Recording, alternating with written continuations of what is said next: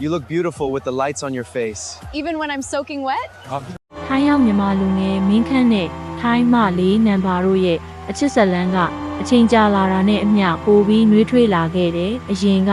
language class မှာစတင်ခဲ့တဲ့တန်ရောစင်လေးကအခုဆိုတယောက်မရှိရင်တယောက်မပြည့်စုံသလိုဖြစ်လာခဲ့ပြီးခဲ့တဲ့ထိုင်းတကြံကတော့သူတို့နှစ်ယောက်အတွက်မမေ့နိုင်တဲ့အမှတ်တရတစ်ခုဖြစ်ခဲ့တယ်။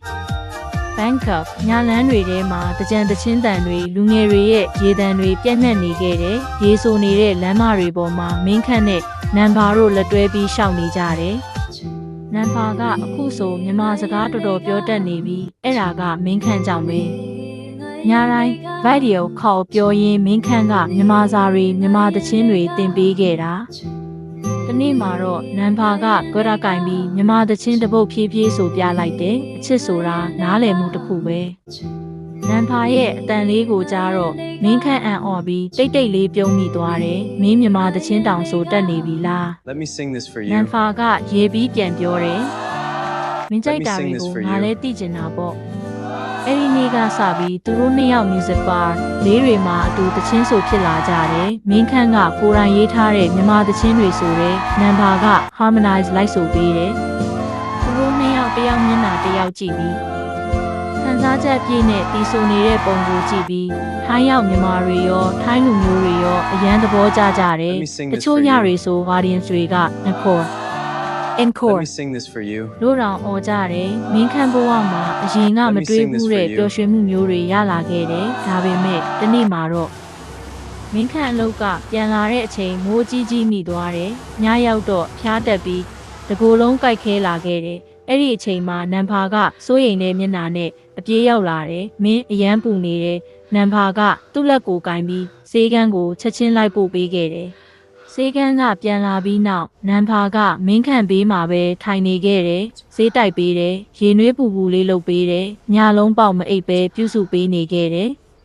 မင်းခန့်ကနိုးလာပြီးနံပါကိုကြည့်ရင်တိုးတိုးလေးပြောလိုက်တယ်ငါဘဝမှာငါ့ကိုဒီလောက်ဂရုစိုက်ပေးတဲ့လူရှိလာမယ်လို့မထင်ခဲ့ဘူးနံပါကပြုံးပြီးသူ့လက်ကိုဖိကင်လိုက်တယ်မင်းကငါ့အတွက်အရေးကြီးတဲ့လူပဲလေအဲ့ဒီညနောက်ပိုင်းသူတို့တန်ရောစင်ကပိုပြီးခိုင်မြဲလာခဲ့တယ်။တနေ့မှာတော့နံပါကမင်းခန့်ကိုသူ့ရွာကိုခေါ်သွားခဲ့တယ်။စိမ့်လန်းတဲ့လေကွင်းတွေတိတ်ဆိတ်တဲ့ထိုင်းရွာလေးထဲမှာ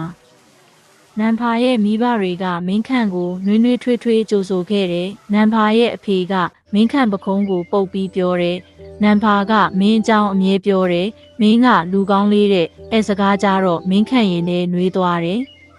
နံပါရဲ့အမေကလည်းမြန်မာလူသမားတွေရဲ့ဘဝအခက်အခဲတွေကိုနားလည်စာနာပေးတယ်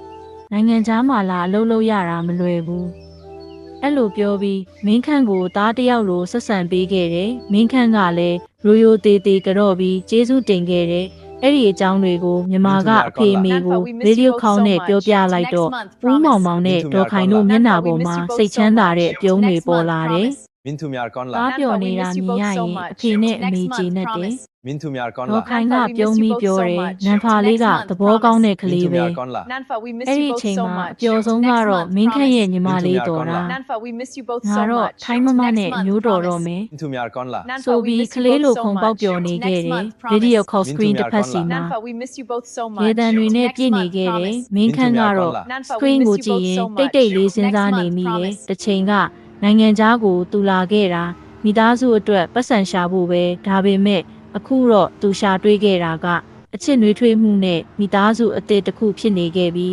channel ကိုကြည့်ရှုသူအားလုံးကိုအထူးကျေးဇူးတင်ပါတယ်။